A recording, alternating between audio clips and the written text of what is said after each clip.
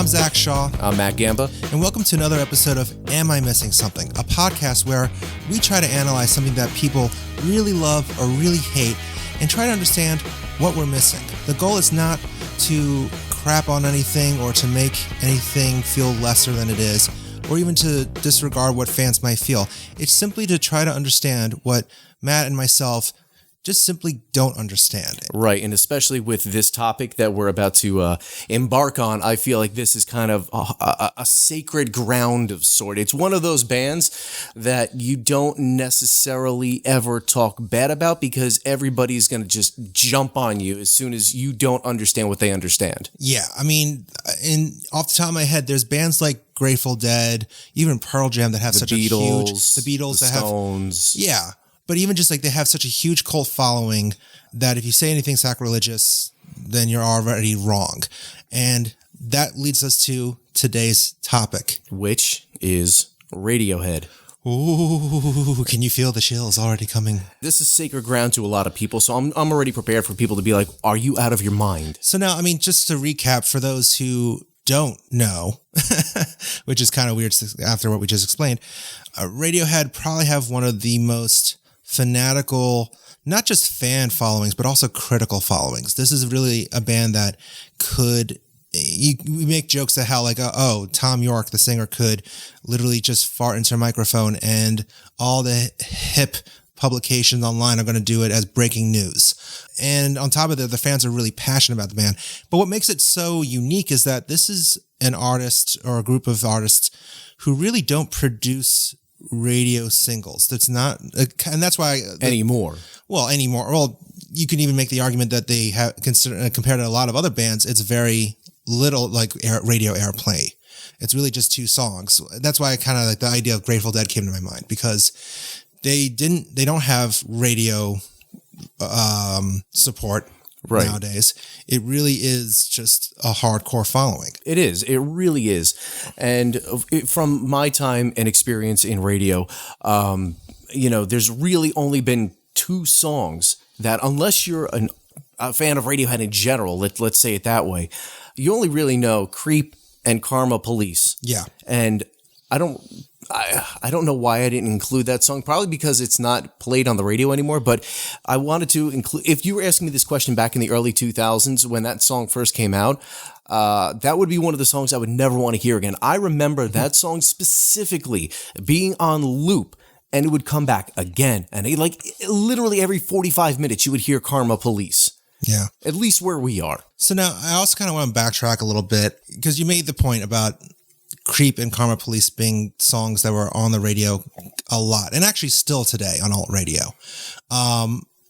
I have to, admit that before we decided to go into this topic, I would have been really quick to say, oh yeah, no, Radiohead are overrated. But I was like, you know what, that's not completely fair, right? Because I don't know that much. We both did deep dives into Radiohead to try to understand this. So what I also kind of did was because, to be honest, I mean, there's definitely some songs when I revisit, I'm like, oh, wow, Paranoid Android. That is an incredible song. Yes, I will admit I like that song. In fact, almost all of, if not most of OK Computer, great song. And Iron Bends. Why am I You're mixing up 2 songs. Am I mixing up 2 songs? There you go. Take what I'm saying with a grain of salt is what I'm trying to say. You're throwing together the Bends in My Iron Lung. That's right. I like both of those songs. Well, I'm just saying that album. What was that album? The Bends. Yeah. So there you go. Before you start going, oh, you don't know what you're talking about. Yeah, I don't know what I'm talking about. That's why we're doing this episode, so I can learn. Right. But because I have a lot of friends who are still in the music industry, who are huge music nerds. So I was like, hey, other than Karma Police and Creep, what 3 songs by Radiohead do I need to listen to? I was maybe expecting like 5 comments, maybe 2 people, going back and forth of arguments.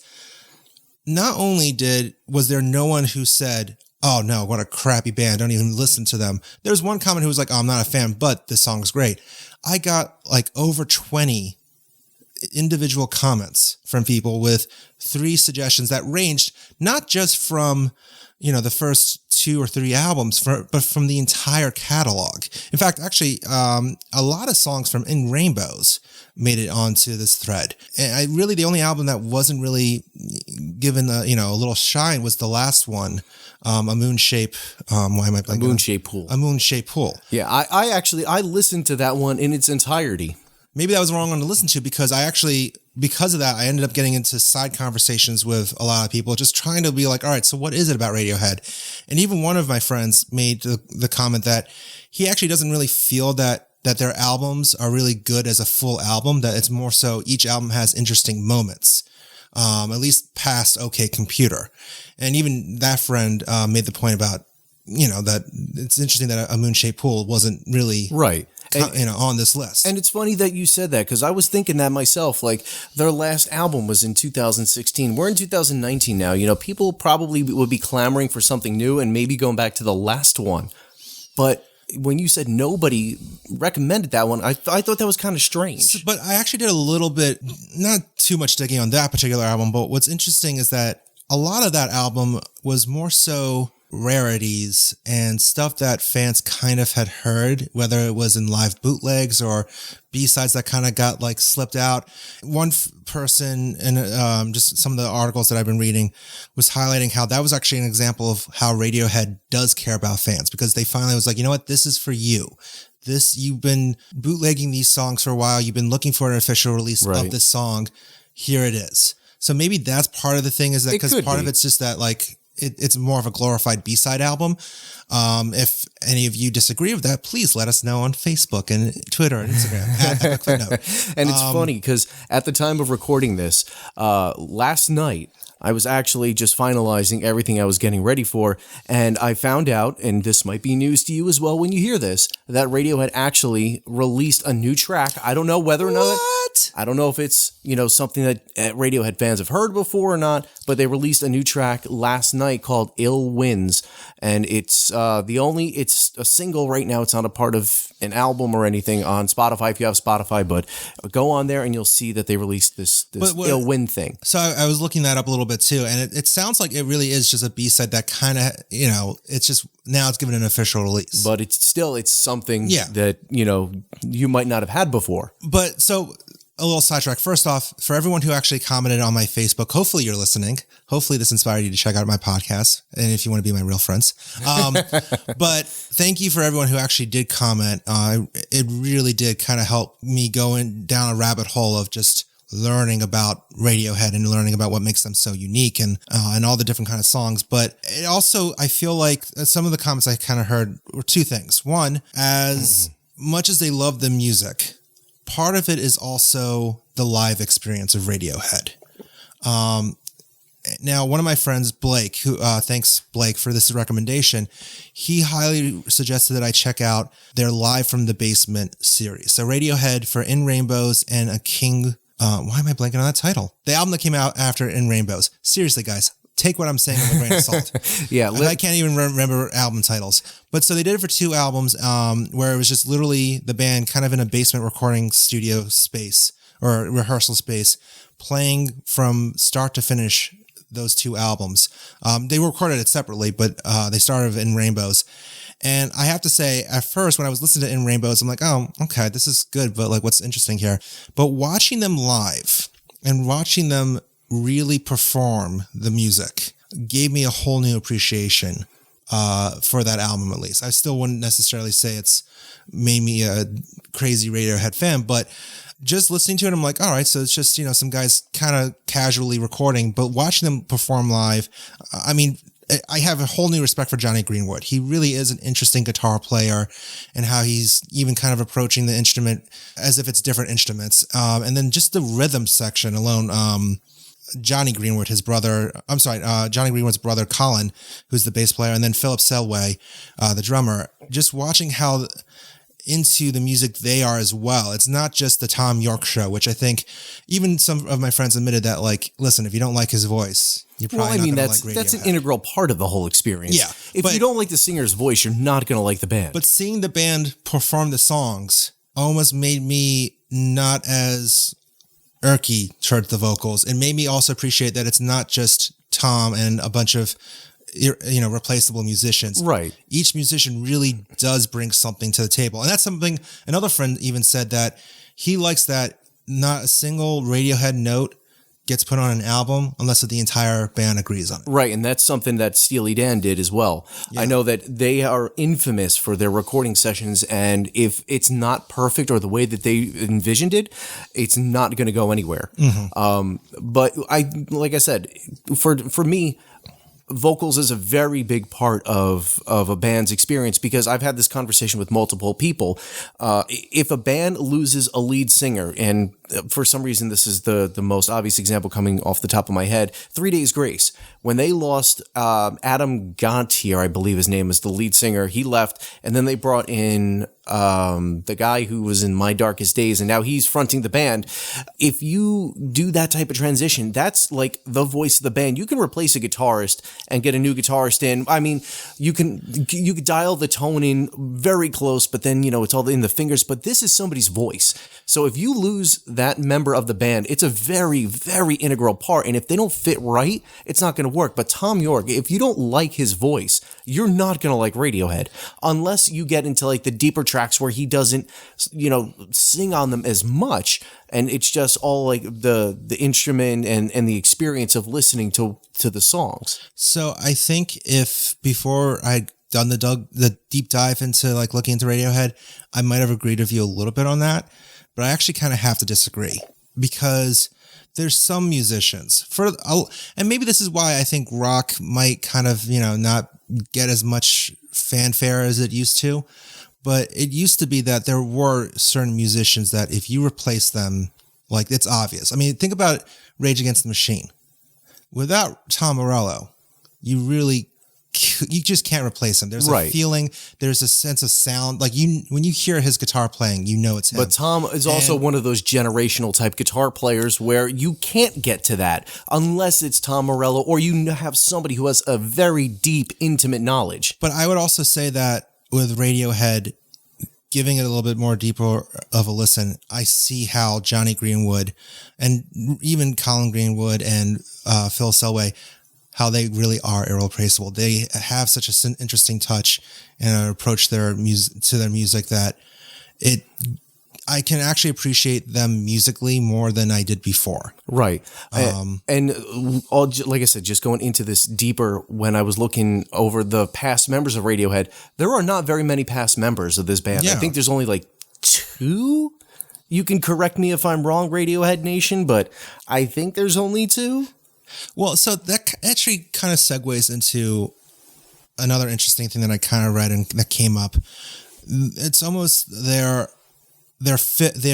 unofficial member in the group, which is Stanley Donwood, the artist. I thought you were going to say Stan Lee, the comic book. Stan Lee, the comic book creator. No, Stanley Donwood, who produces the band's artwork and to many is an additional member. A lot of fans actually really love how much the band focuses on artwork, and how the covers and even just the artwork that goes along with it, the visuals of the band, are almost as important to the music. Oh, absolutely. And I think there's something to be said about just that appreciation. And it gives a universe. Like, it kind of goes back to Iron Maiden.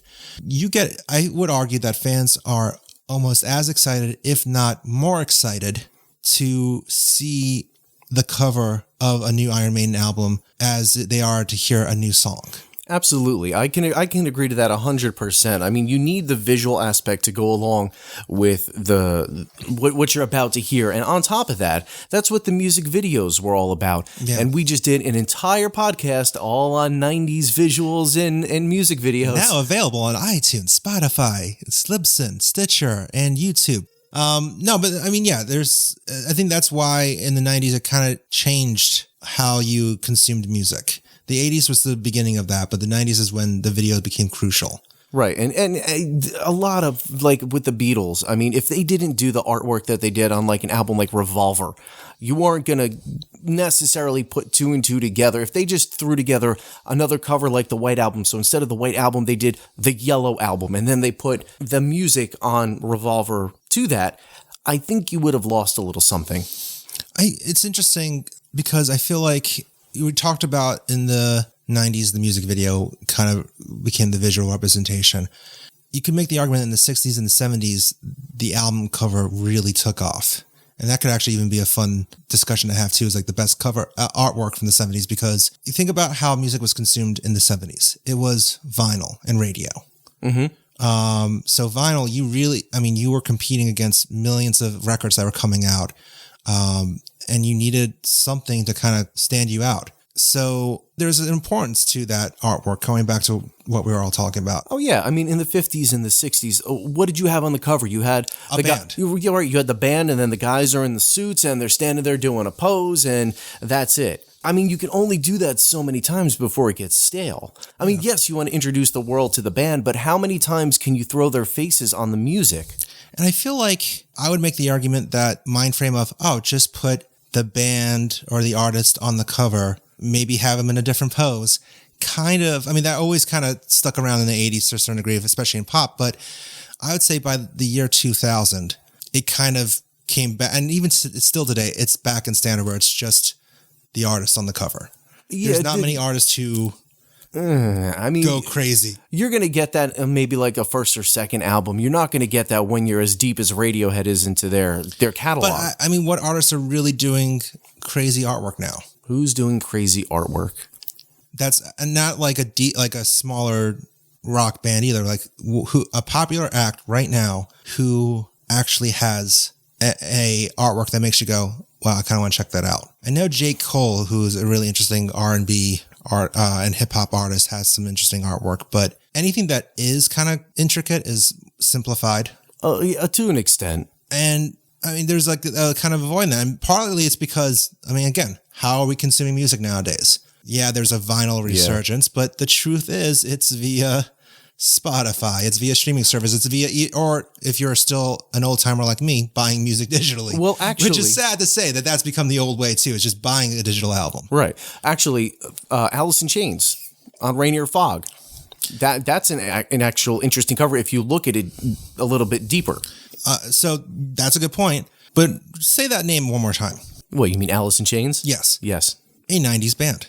A 90s band in a, what do you even call 2019? It's not that the 19s, the crazy 19s. No, but again, my point being though is that yes, there's what new artists are doing that, because that's to me I love Alice in Chains. Listen to an episode of 2 Minutes of Review to hear our thoughts on Radio Fog. But to me, that's like them knowing that their older audience wants artwork as well. Well, also, okay, I know they're not a new band by release standards, but on the newer side, Pop Evil with their last cover, it was a gigantic lion's head, and inside of the lion's head, in the main, they had like aliens and yin-yangs and all sorts of other imagery inside of the main. It was really cool the way they did the cover. Not a big fan of what they've done lately. And I think if you're listening to this episode hoping to hear more about Radiohead, neither are you. But, there are people who do interesting covers. Maybe, but to me, that's not a huge mainstream act either, though. That's a big hard rock act. They're trying to be, but that kind of helps me segue into something a little bit. So about the night, how there's a lack of artwork and there's a lack of something that Radiohead is kind of filling the void in. So I think in 2015, Rolling Stone did an in-depth article about Kid A's 15th anniversary. Sorry to speak for you, Matt, but it sounds like before going into this, we kind of both agreed that, like, all right, albums before OK Cupid, we can kind of get behind. OK Cupid? Oh, sorry, OK Computer. Wow, you have at least one of those a show. Yeah, I do. And if you can spotlight each mistake I make in each episode, you get a prize. I don't know what that prize will be, but OK Computer, we can kind of get behind, which admittedly is the more guitar-driven albums. I would say, right. And Kid A, they purposefully went experimental. And this is what I'm going to say. I know that I've been talking a lot of positive about Radiohead, but for me, when it comes down to it, I can break this up in OK Computer, or OK Cupid as you call it. OK Cupid. I like that name better. If you slice Radiohead right at OK Computer, on the left side, you have everything that I like.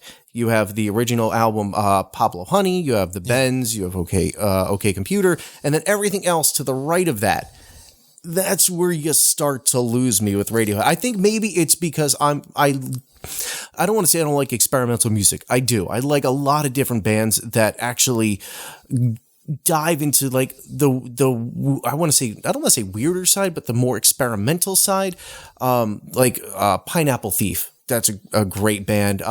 Anything that Steve Wilson does, I'm a big fan of.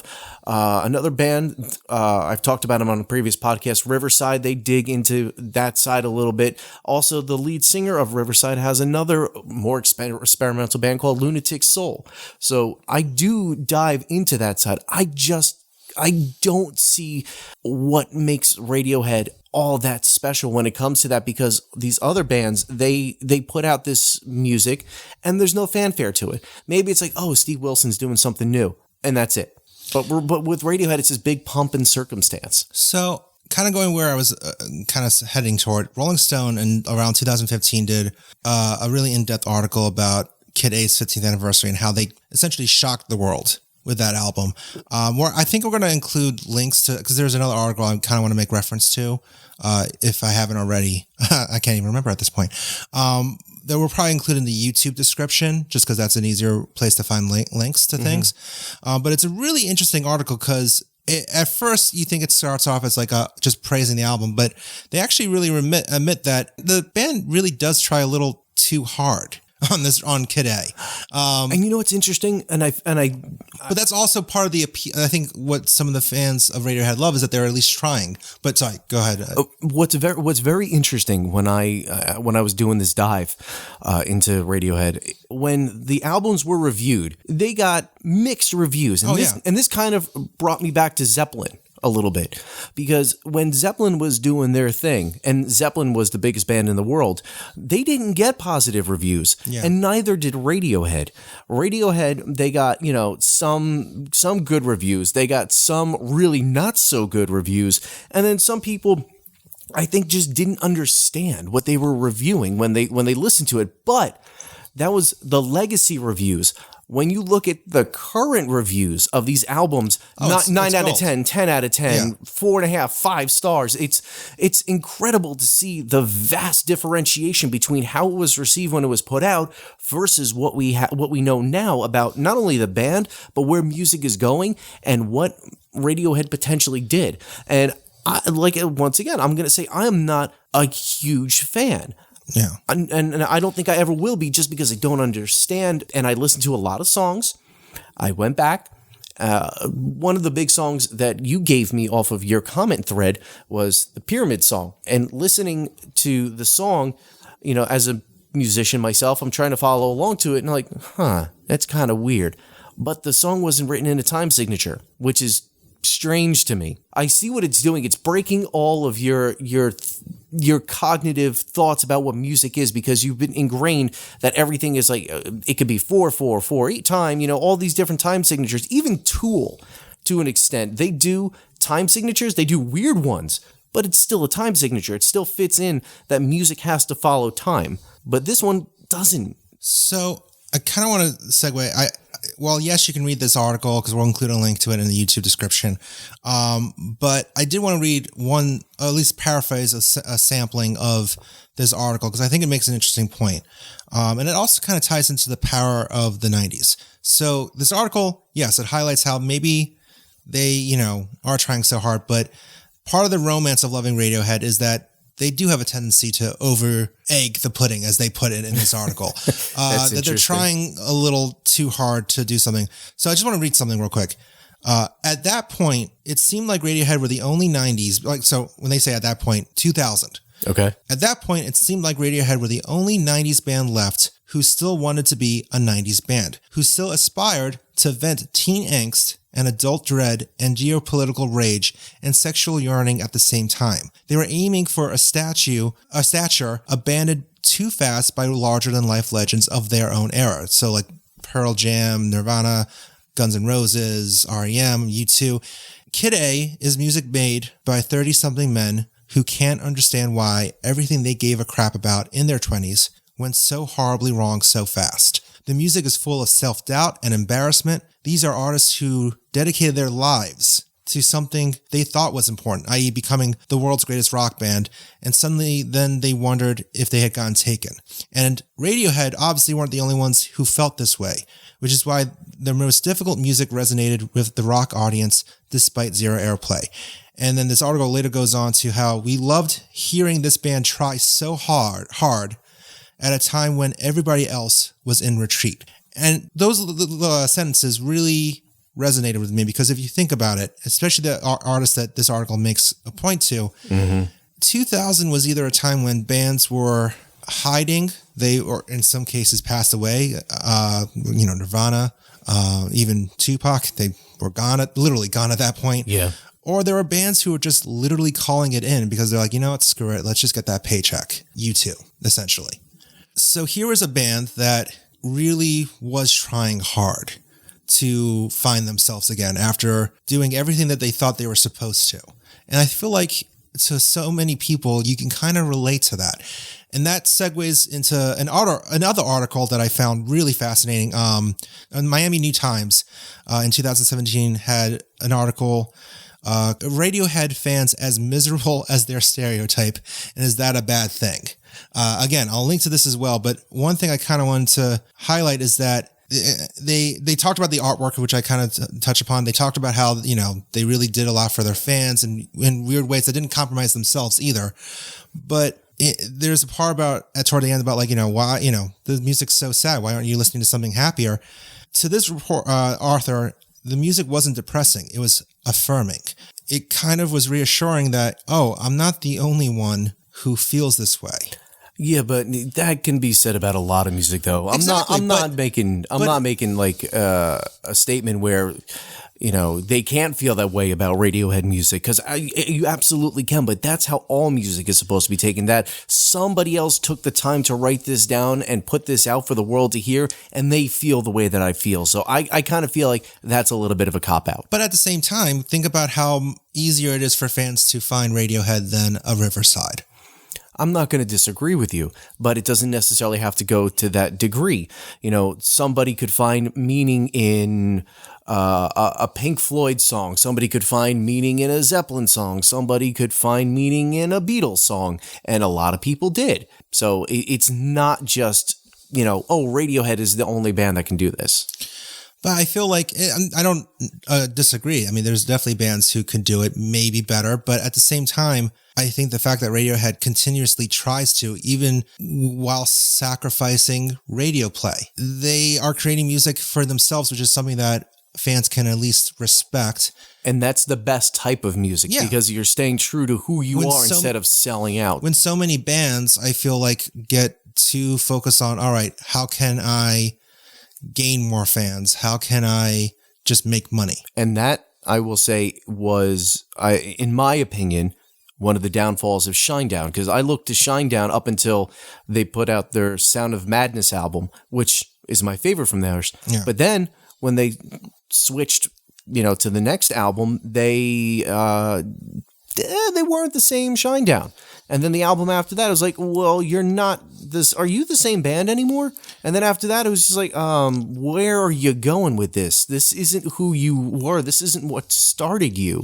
I think an example, maybe even a little bit closer to Radiohead, of that kind of band that just really, I think of Muse. I would disagree. But hear me out. Because the truth... Be careful with your words here. I'm ready for a fight here. I really do feel Muse had something that was very unique toward the beginning of their career span. They essentially, almost to me, had elements of Radiohead mixed in with elements of Queen. But the last few records, including this last one, which you can also hear our thoughts on in 2 minutes to review, to me, the last 3 records even were so focused on either, okay, fans want to hear something more electronic and mainstream, let's do this. All right, now fans really want to hear more of a rock sound, let's do this. All right, no, fans really want to hear the electronic sound stuff more again, let's do that. Like, maybe there is, granted, because I don't know the band personally, I'm not friends with them, but to me, when I hear I tried calling Matt Bellamy, but he's not responding. You have to email him. Me and Kate Hudson are great friends, but not me and Matt Bellamy. It's well, weird. Maybe you have to email Kate to get a hold of Matt. I should try that. Yeah. I don't know why I didn't think of that. Anyway, that's also not true. No, when I hear and even see Muse perform, like videos of them, to me, I don't see a band that's doing what they want to do. I see a band that's thinking about what others want from them. And that's not necessarily a terrible thing either. It's kind of the right balance, though. And to me, that's why I just feel like Muse doesn't have the same... I can see why there's more of a devoted religious experience of Radiohead compared to Muse. I would agree with you, but I don't necessarily agree, because you can have that type of experience with any band. Like I said, when you catch a feeling, you catch a feeling. And whether or not the musicians are doing the music for the right reason, that's the other side of it. You know, if this is what you believe in, and you absolutely know when a band is just phoning it in versus when they're doing what they believe. Radiohead, just because of what they're doing, I can say that they absolutely believe in it, because I don't think anybody goes out and, wants to have a career in something where they're not the best, or they're not accepted well, or they're not making, what they thought they would make. But Radiohead has managed to stay true to who they are throughout the years and still have that following, which is hard to do. I just think that, you can't hide behind a blanket statement saying, they're not doing it for why they want. Unless you're like a mainstream like rock band or a mainstream pop band. Those types of bands are completely computer formulated. This is what's going to sell. That's not what's going to sell. A band like Radiohead, record companies forgot about a long time ago trying to figure out a formula for these guys, because that's not going to work for them. What works for them is them, and what they believe in is what is going to come through those microphones. I think to add on to that, and before we wrap it up, to me, that the fact that they're still selling out huge arenas on their own, the fact that they're getting inducted into the Rock and Roll Hall of Fame without that much radio play, and just they're still able to create such emotional responses, I think speaks volume to just how, they're doing what they want to, but I think that's part of it too. Maybe to start wrapping it up, because I feel like we can spend another 2.5 hours discussing this. Maybe if enough people want us to do part 2, maybe we do a part 2 on this. In fact, you know what? I think for those who are listening, I want to put a challenge. Before I ask you one more question to wrap this up, Matt, I want to pose a challenge to everyone listening. On our social media channels, Facebook, Twitter, Instagram, at Epic Footnote, I want you to leave comments telling us where you feel we are right, where you feel we are wrong, but more importantly, why you feel so strong about Radiohead, or so strongly against Radiohead, because there's a lot of people who don't like Radiohead. What's your take on this whole Radiohead situation? And then maybe for another episode, we'll make it a little bit more focused on the response. I mean, because frankly, the responses that I got to my own personal Facebook page, again, thank you, friends, was really interesting. So if there's enough of a response, we might do a second follow-up episode to this, but I challenge our listeners to make their voice heard on our social media Absolutely. pages. But now, to wrap everything up, Matt, I know you still don't necessarily like Radiohead, but kind of going to our mission with these episodes, now that we've kind of discussed out loud in this episode, now that you've done a little digging, do you get a better sense as to what you're missing? I do and I don't to an extent, and I hate to play the middle ground here, because I understand a little bit more about what Radiohead fans love about Radiohead. I also, my own personal tastes, I don't necessarily enjoy anything out like after OK Computer, or OK Cupid as you call it. OK Cupid. Because, I feel like at a certain point, are you really liking what you're hearing, or is this something that you're holding on to from your childhood? You're trying hard to make it legitimate still. Like, there are bands that you can outright say, their later material is garbage. And a lot of people say that, or like when I was experiencing this, that they didn't like the last album. Okay, great. Is that you finally coming around? Like, is you as a Radiohead fan saying that you don't like something, kind of like if you tell a Zeppelin fan, like, they stole some of what they did from other bands at the time? Could it be something like that? Are you just trying to be that still nonconformist person that you were when you loved Radiohead? It wasn't the most popular. Nirvana blew up. Radiohead didn't. Are you still trying to legitimize that nonconformist? Did you like the Beatles' Revolver album, and that was too conformist for you, and you found something else that was kind of nonconformist in Radiohead, and you're still really just holding on to that? When it comes down to it, for me, the music, when they did the first album, Pablo Honey, the Bends, up to OK Computer, there was something there that I liked. Not gonna lie. But when you start going past that, then it's like, okay, hold on, what are you doing here? That's just me. So the interesting part, just like, holding on to something past, we can get into a whole discussion about that another point. But to answer the question, do I see what I'm missing? Much to my surprise, yes, I actually do see what I was originally missing. I'm still not the most fanatical Radiohead fan. Seeing the live videos that my friends recommended, doing a little extra reading, and just kind of like revisiting some songs that I forgot were really, really, really good, while also accepting the fact that there's some songs that are just kind of a little boring to me. I get it. Whereas before I just couldn't wrap my head around it. But now I'm like, you know what? No, I see why there is such an emotional connection to that band. And I think it just, again, goes to show, to each his own to a certain degree. Oh, absolutely. I'm never going to take that away from anybody, that they can like what they want to like.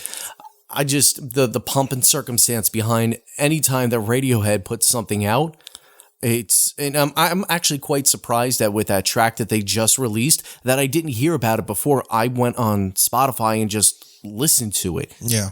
I don't know. I get it, which, again, the purpose of these kind of podcasts, can we see the light at the end of that tunnel? Is there something that we missed? And I actually do now realize that there is something I missed, specifically how it's not just the Thom Yorke show, that there is, for me personally, more to the music and to the band than just the front man. So once again, make sure that you leave us some comments so we know what your feelings are on this. And I have a feeling this is one of the very few bands that we can have this type of open conversation about, and we can do a specific listener type podcast. Yeah, I'd love to do that. So, but in order to do that, you have to comment on @EpicFootnotes, Facebook, Twitter, and Instagram. So thanks for listening. I'm Zach Shaw. I'm Matt Gamba. And we hope you join us next time for another episode of Am I Missing Something? See you later.